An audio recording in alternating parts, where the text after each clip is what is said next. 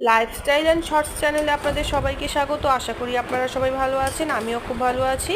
আর আজকে আপনাদের সাথে আমি শেয়ার করবো মটন চম্পানোর রেসিপি। আশা করি এটা অনেকেই জানে না, আশা করি আপনাদের সবারই ভালো লাগবে। তো ভিডিওটি পুরোটা দেখতে থাকুন, আর ভালো লাগলে অবশ্যই লাইক কমেন্ট শেয়ার করতে ভুলবেন না। তো চলো ভিডিওটি স্টার্ট করা যাক। প্রথমে আমি কিছু মটনকে ভালো করে ধুয়ে পরিষ্কার করে নিয়েছি, সাথে আমি কড়ার মধ্যে তেল দিয়ে তেজপাতা, শুকনো লঙ্কা, পেঁয়াজ ফোড়ন দিয়ে, সাথে আমি কিছু কুচি করে কেটে রাখা টমেটো দিয়ে দিয়েছি।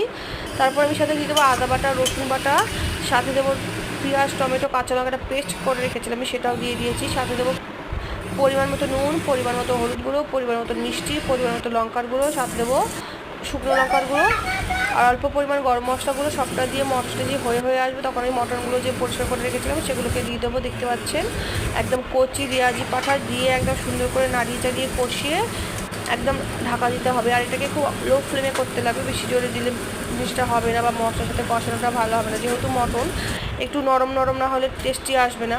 তারপর যে মটনটা অল্প অল্প হাফ হয়ে আসবে, ঠিক হাফ পজিশনে এসে আপনাদের পছন্দ মতো আপনারা গোটা পেঁয়াজ আর রসুন এরকম করে দিয়ে দেবেন।